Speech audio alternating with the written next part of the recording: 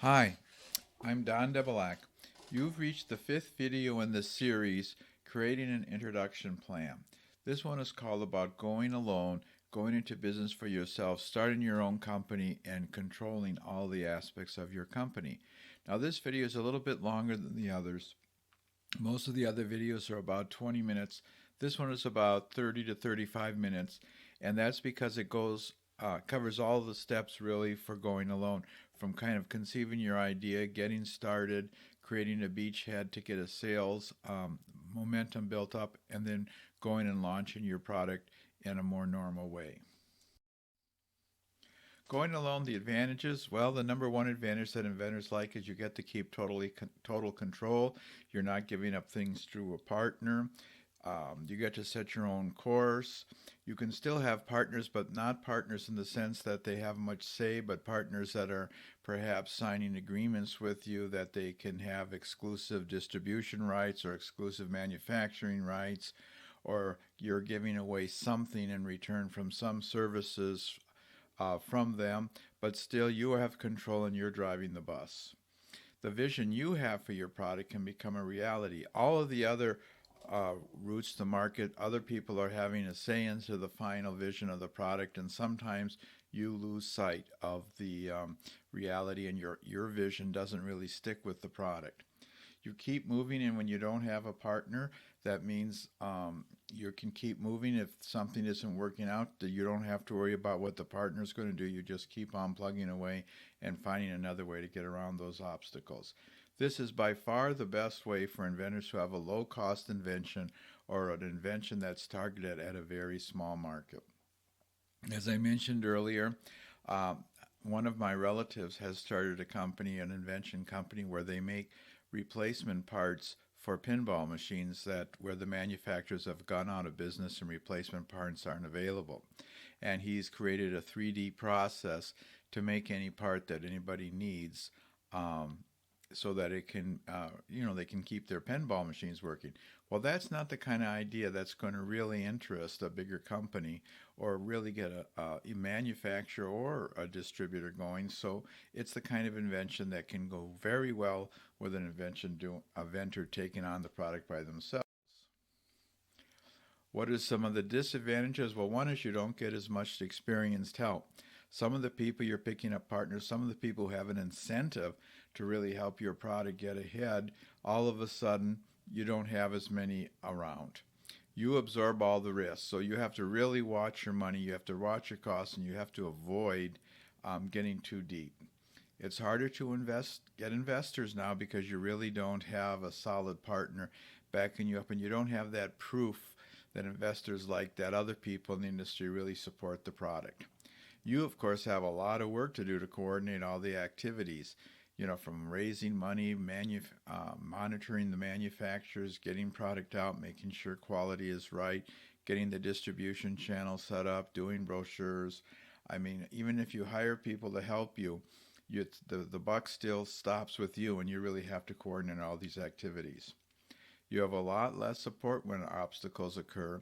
Sometimes people come up with good ideas. You may not have the brainstorming that you would get with a larger group, but you can still set yourself up with industry insiders as advisors or helpers, somebody you can call on and rely on. Steps to success. Now, this is going to be a three-part slide. There's a lot of things you have to do to really succeed. Number one is watch your money. You can't afford to spend your money too fast, and in the invention business, everybody wants a lot of money from you. So watch your money and keep it under control. Don't be someone else's cash cow. Watch how you do everything. Don't let somebody like your patent attorneys just keep coming back with new ideas and running your bill up higher and higher. You really have to control that expenditures by getting upfront quotes and having your suppliers talk to you before they go over their budgets. You want to focus on why people will buy. I'll tell you, in an invention, there's like 60 red lights and there's 40 green lights. Focus on the green lights and what are the real factors that make people buy a product. All these little features and benefits, none of that really matters sometimes. There's only one or two things that really dictates that people will buy the product. Listen with care. Now, listening in the invention business is badly overrated. Basically, you get a lot of bad advice. People give you a lot of their own comments and from their point of view. But on the other hand, now sometimes they do have a good point, and I think sometimes it's only 15% of the time. Everyone's free to give you an advice, so you have to listen. You have to learn to throw out the bad ideas but listen to ones that are good and really evaluate it and use that. You have to start with a prototype or model. I can't emphasize this enough. People just don't see your idea in their heads from your description. They really need to see something. All of your planning, all of your efforts should really be done with your finances in mind. Don't step into a deal that's going to require $30,000 cash flow in order to produce the product if you can't come up with that money. Find a beachhead or find different ways of getting your product to the market, which is within the means of your finances. Creating an advisory board, as I mentioned, you don't have partners, but that doesn't mean you can't meet sales reps, you can't meet inventors from other companies, you can't meet marketers from other companies, you can't meet somebody who's retired with a lot of production experience. Get those people to maybe be on an advisory board or at least advise you on a periodic basis.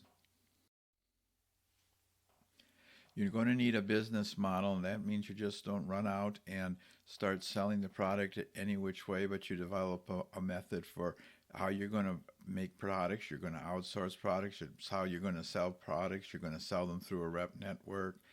How you're going to have raise money and finance, how you're going to fund the expansions. All of these little details go into making what we call a business model, which is just the way that you're set up to do business. Line up the funding you need. Try to line up people early. Try to get people involved early. Now we have a special presentation. It's the 7th slide in this series, or the 7th video in this series, and it talks about financing, how to get that financing, how to do partners, how to make presentations. So be sure to check it out. It's one video after this, and it's called Financing for Creating an Introduction Plan.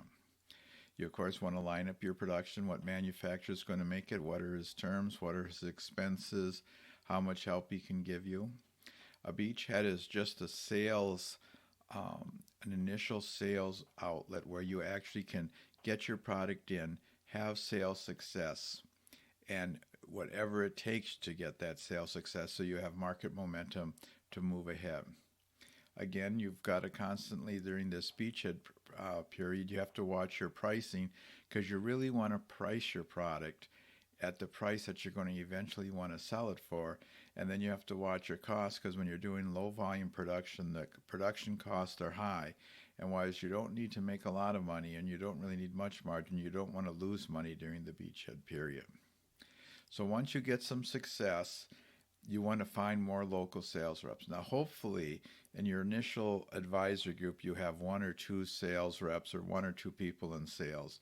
But now what you need to do is start getting more reps so that you can start taking your product out to a broader market.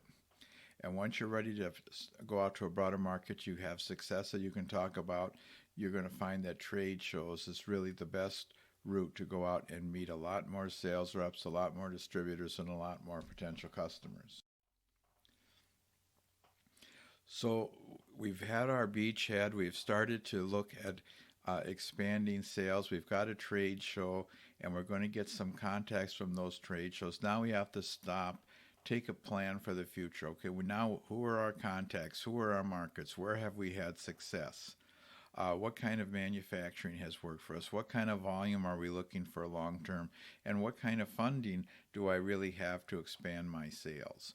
So you're going to kind of set an overall plan at this time. Then you're going to start adding distribution because now you want to expand your sales. You're going to rechange your manufacturing agreements. Originally, your manufacturing agreements was for low-cost production where you just wanted to get a quality product to prove the product would sell. Now you have to go back and you have to actually form an agreement with costs that are in line so that you can meet that 4 to 5 times retail or your manufacturing cost for your retail price. Your retail price has to be 4 to 5 times the manufacturing cost. Time to revisit funding. More than likely this stage, production is going to require more funding, but now you might be in a position to get investors that will loan you money rather than try to take a part of the company. You might be able to borrow money from banks, and you should have a lot more options on just how you can raise money to move ahead. You're going to want to reconfigure your advisory board a little bit. Your initial advisors might have been prototype experts for making prototypes, or marketers for a very narrow market niche, or you might have advisors on manufacturing, how to make your low production volumes at an economical price. Now you're all of a sudden changing into a different scale, so you might want to reconfigure your advisory board, and you're going to want to reinvent your marketing program. In your beachhead, you just pour everything you've got into making that beachhead work. But now that you're into the regular sales channels, you've got to figure out how to promote your product, how to use social media, how to do trade shows, what kind of brochures, just what you have to do to sell your product on a more routine basis. Now, the steps to success really is our table of contents for the subsequent slides or in the video. So we're going to be going over each of those points in a little more detail. Now watch your money. I can't emphasize how fast your money can go, but every penny counts. Always looking for discounts, always looking for the lowest cost vendor, always trying to get people who will work with you a little bit, maybe for a share of the profits later, maybe for a small share of the business, but always try to keep every dollar you have in your pocket, and don't just be too free to give it out. And be sure to check out 4 or 5 options. Tell people that you're starting out an invention, you have an X budget, and this is what you can afford to pay, and see how they will respond. Really be very quick to go onto the internet and go for, like, for instance, freelance prototype developers. Checking out your inventors club also is another way to find people who can help you for a low cost. But don't just go to the biggest vendor in town and try to get a good price out of them. Try to be creative and look for a better deal. Now, besides your local inventor club, which could be a big help, also use SCORE, which is an organization that's kind of sponsored by the government of retired executives. A lot of manufacturing people can help you, and also the Small Business Development Center. Go and see them as you go along, and they have consultants who will kind of help you and guide you through the process. Both of these resources are free, and it really pays to use them because they can save you a lot of money. Don't be someone else's cash cow. Now, I had this person, he went to the lawyer's office, and now the lawyer's charging him $400 an hour. And the lawyer says, well, I'm not really sure about this. Is it all right if I call in another partner? So then the other partner comes in and talks to the inventor, and now all of a sudden, instead of paying $400 an hour, that inventor was paying $800 an hour for legal services. So you've got to always be on your toes to make sure that people aren't just running up your bill. Now, one of the ways to do that is to be professional, understand clearly what you want to accomplish and what you're trying to achieve, and so that you can state what you need and get those services as quickly as possible. As I mentioned many times in this video series, we do have inventor stories on the website. Those inventor stories talk about the different kinds of deals that people do. So if you have a question or you need to get some advice, first look on the inventor site or go on the internet and search for other stories about that topic so that you really bring yourself up to speed before seeing a lawyer. Same thing with the prototypes. Don't go to a prototype developer and just hope for the best. I mean, they're going to think, how much money can I get? And they're always looking at value pricing, which means how much money can you spend? That's how much they're going to charge you. So go and get your Inventor Club insights. Get your insights from SCORE. Get your insights from the Small Business Development Center, so that when you walk into the prototype shop, you can give a much more clear definition of what you want and get a better price. Also, prototypes, they're on, look at freelance prototype builders on the internet, because a lot of times people in their garage or their basement will have a shop set up, and that shop can really go together and make your product. Make commitments to the companies in return for lower pricing. I mean, if you tell a manufacturer you'll make an agreement with him that you'll give his production to him if he does steps A, B, and C.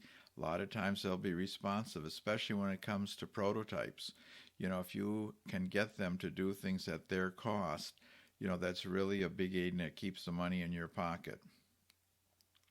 If you have a prototype builder, if you have a packaging supplier, if you have a manufacturer, don't just jump in and sign an agreement. Do some test programs with them.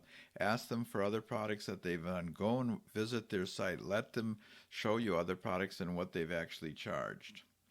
And you're going to want to learn to spot vendors who are easy to work with.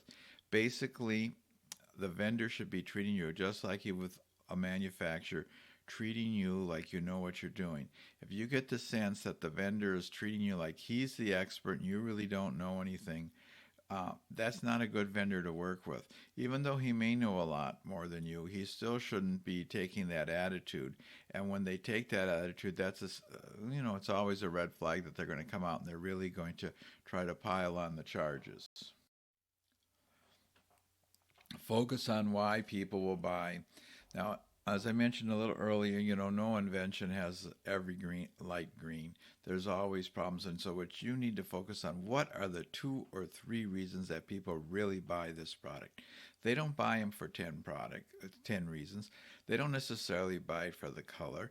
They don't buy it because it has this or that feature.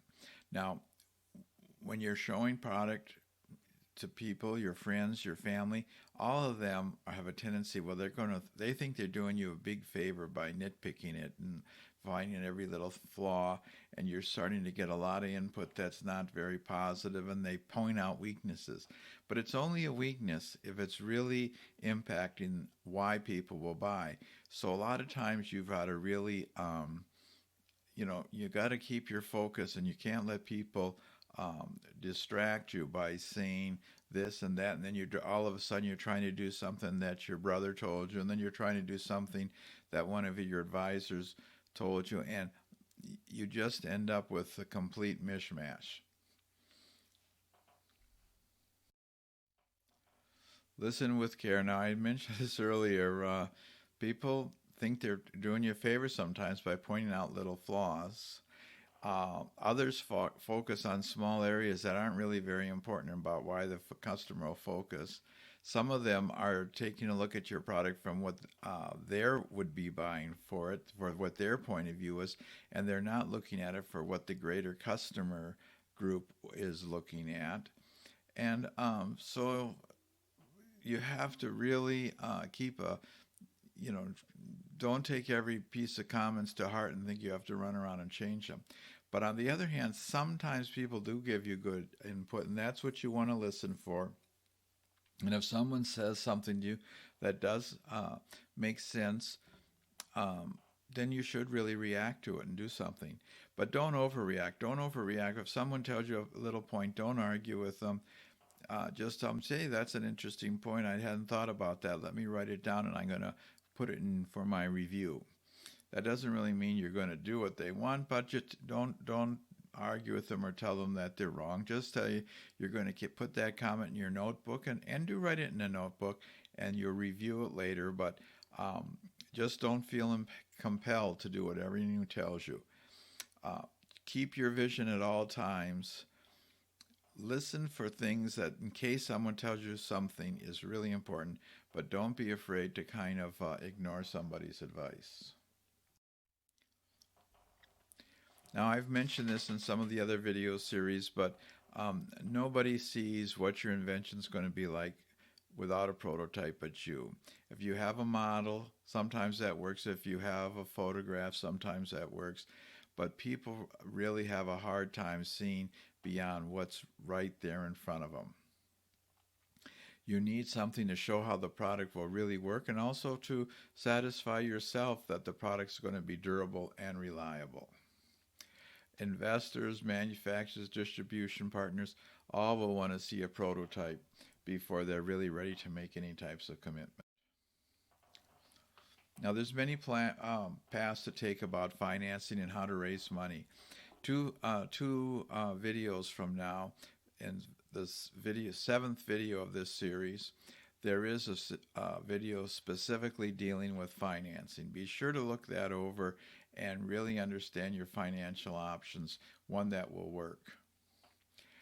I really think that inventors have to, on any one step, keep, only try to spend 25%. You can't really afford, especially early on, to spend 80% of your resources, because then when you come to the next step, you're not going to have any money.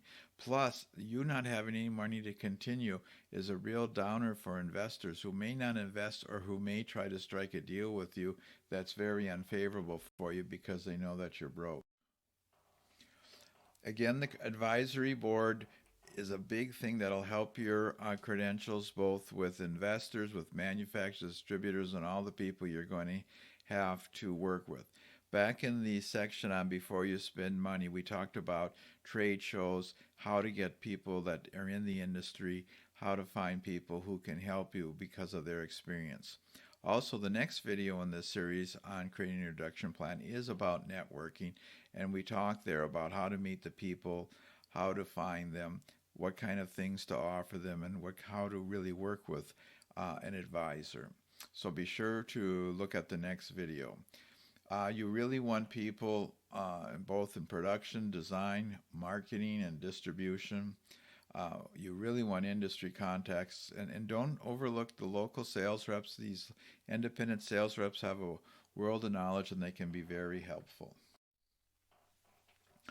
Now, a business model is a fancy term, but it just talks about how you're going to do business. For instance, production, you're going to outsource production to these three manufacturers. Production, you're going to make the product yourself. Production, you have a manufacturer who you're going to work with closely, who's agreed to pick up certain costs for an agreement. Any one of those approaches is a part of your model. It's just really stating clearly how you're going to do something. Design, you might use a freelance designer. You might have the manufacturer assist you. You might have an inventor from the Inventors Club working with you, but you'll have some strategy for design of your product, and that's part of your business model. Distribution, same thing. You might choose to sell direct. You might sell through another inventor-related company. You might sell through manufacturers' reps. You might sell straight through distributors. Whatever your plan is in your business model that you've created, really started to create back in that Before You Spend Big Money series where you're really researching the market.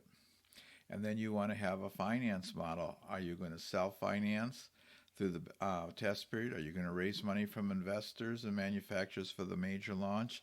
Whatever your plan is, you're going to list each one of these steps and what your plan is and how you're going to execute that part of the plan.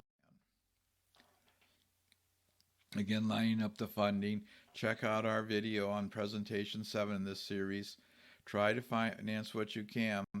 And always when you're going out for investors, try the people who have some benefit from you, such as the person you're manufacturing or your distribution partners, and see if you can get funding from them.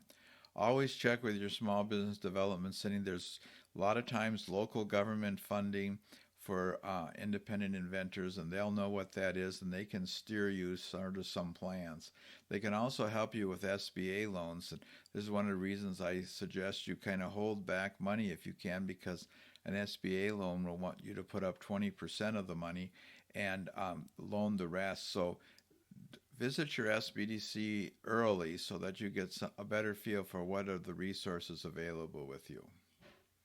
You can also ask your advisory board for suggestions, and you can look into crowdfunding, which we cover quite a bit in that presentation 7 on financing. Now you're going to line up your production.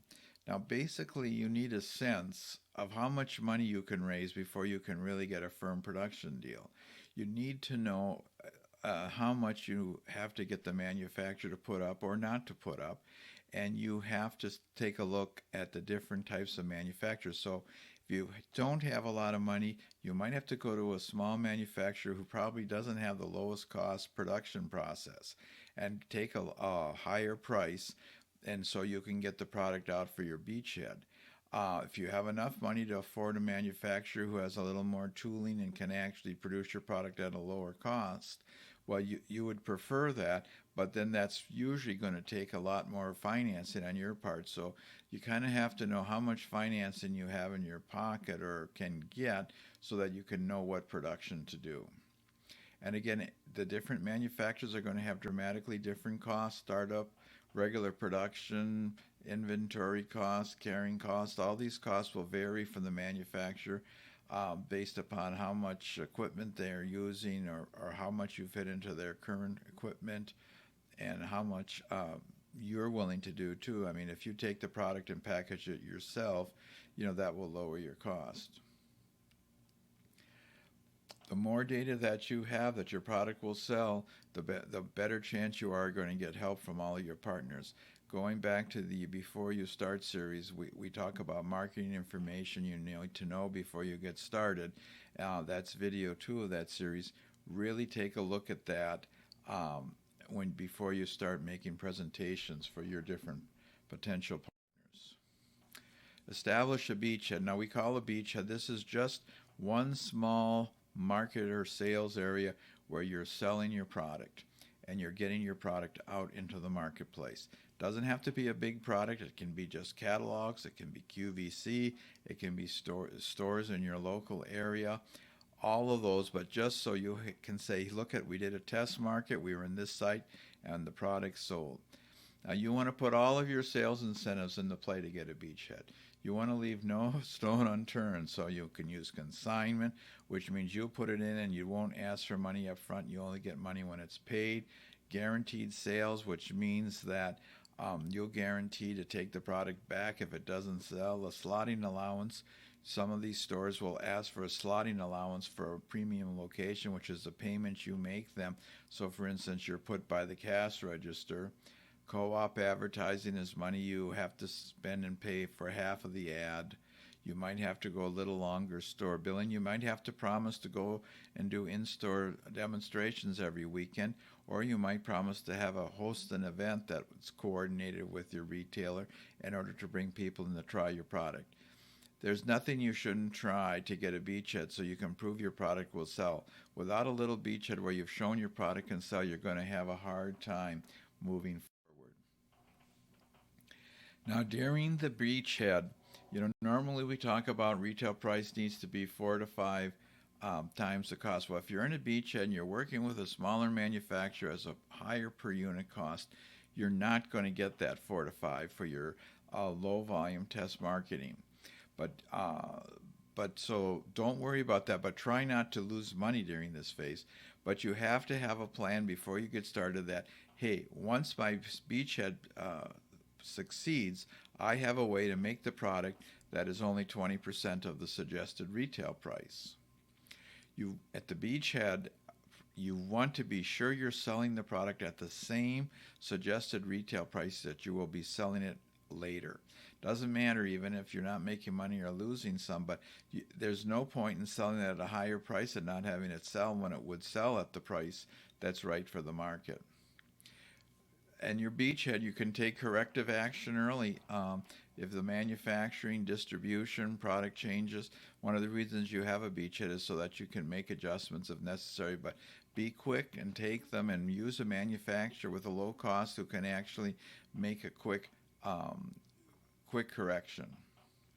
If you don't correct, if you don't keep the momentum up and you kill your momentum, it's very hard to move to the next phase where you're selling on a regular basis in a more routine marketing plan. So once you have success in your beachhead, which could be a small market, now you need to start expanding. It's always good to start with finding some local reps. Now, one of the things the local reps, they give you a lot of input. And by the way, if you want to get more information about reps, how to get them, what kind of deals to make, see the video in the series. You already have a product for sales reps. We have a special video training on that.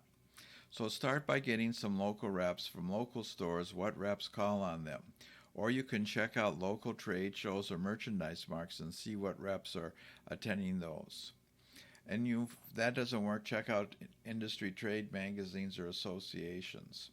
Now, it's very helpful to now all of these reps sell products on a national basis and they go to national meetings. So they actually know reps similar to themselves throughout the country.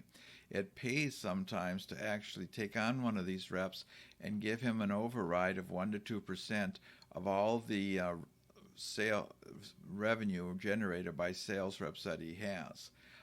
It's going to be hard for you to meet these people. One sales rep who has a lot of contacts can get out there, talk to all his people, tell them and convince them it's a good product, and he gets a 2% override, so you end up paying like 12% commission instead of 10%. But on the other hand, you don't have to go through the work and sales process of lining all these reps up. Once you've got your reps, you've gotten your start, you're really now getting into your full fledged production routine. Focus on trade shows first. They're the best expenditure by far at this time. You go to a trade show, you'll run into people who are looking for new products. You'll come into retailers, you'll get distributors, you'll get retailers, you'll get end users, you'll get all kinds of people with a lot of knowledge. Now, the trade shows are expensive, but often you can delay this cost if you've gone to a previous trade show and found other inventor companies that you can split a booth with. Sometimes if you don't have a lot of product or you just have one product, it really looks kind of funny just having a booth for one product. So sometimes being with an inventor company or several inventor companies all in one booth really is good for you and it saves you a lot of money. Concentrate on the people who can help you immediately. People who are long term or just kind of thinking about it. Don't really worry about them. Talk about people who can buy your product, put it in their stores, or in some way get it out in the market within 3 months. Plan for the future. So, as our process has gone, we've made our prototypes, we've got our tests, we've made a beachhead, we've gone and started to get a little bit of initial market reaction to kind of get a sense of how much product we can sell, how we could sell it. And we have some key contents. But now what we have to do is think, how are we going to move into regular sales? What are we going to, how many markets can we approach? How many sales reps can we have? How much production can I afford? I've got to balance out, getting the product to what I can sell and what I can finance. And often it's really been successful looking at other small companies. So when you walk around the show the first time, or even this time, if it's your first time in the show, look for other small companies or inventor-related companies or companies that are smaller and see just how they've gone about it. See what markets they went out first to kind of start their expansion phase. See where they found the best success. See what markets they've had trouble with. But try to emulate the introduction paths of some of the companies that have gone forward. Of course, you've got to keep your financing in mind. And now you've got all of a sudden, you've got to start renegotiating your deals with manufacturers and other. Because at first you had low production. You were just trying to get products to be flexible, get it out there, see that it can sell. Now you're talking about being a full-fledged business, selling product, making a good margin, and making profits. So now is the time when you go back and renegotiate with manufacturers, or you may have to find a new manufacturer. You may now have the money to go and get a manufacturer who can produce the product at a lower price, although there's much more upfront cost. And distribution partners. We had a distribution partner for a beachhead. We had our programs and marketing programs for a beachhead. But now that we're going to big distribution, we want to again go back to those other inventor or small companies or middle-sized companies that grew out of an inventor company and try to emulate the moves they made into the marketplace. And so once you kind of have planned for the future, you want to start adding your distribution. You want to pick the markets that you're going to. You want to pick the niches. You want to keep a focus, a tight focus. Now, one of the things you don't want to do here is just sell the product to anybody and have it going all over the place, because you'll lose control and you won't be able to devote your resources to really keeping the product moving forward. Remember, momentum is important. You can go momentum in steps. That's just fine, as long as every 6 months that goes by, you've made some significant progress that shows that the product is a winner. Again, use your advisory board and local reps to guide you, and definitely try not to overload your finances and manufacturing capabilities. Again, we got our manufacturer agreements. We have different companies. Now we want longer manufacturing agreements. Now we're in a position to negotiate for more funding, really, from the manufacturer, maybe in the terms of amortized tooling, maybe it's in the terms of longer payment terms, but work with the manufacturer and get an agreement that's really indicative now that you have a winning product and it's successful. Fine tune your specifications and your quality requirements, and also your personal inspection requirements to make sure the company is really following through and giving you a very high quality product. Get your commitments for expected volume, lead times, see how much flexibility they have in adding more volume. And here's where you want to have clear-cut details on warranty returns, returns due to the product not meeting specifications. Revisit funding. Now all of a sudden we're into a new phase of funding. We've got to determine the money needs. We've got to see what is our stages into the marketplace. If you have current shareholders, you have to tell them that you're going to be selling shares and their percent of ownership will decline. You want to set up share plans for investors. You want to consider crowdfunding, but both of those you want to be talking to a business attorney really when you start talking about funding and selling shares.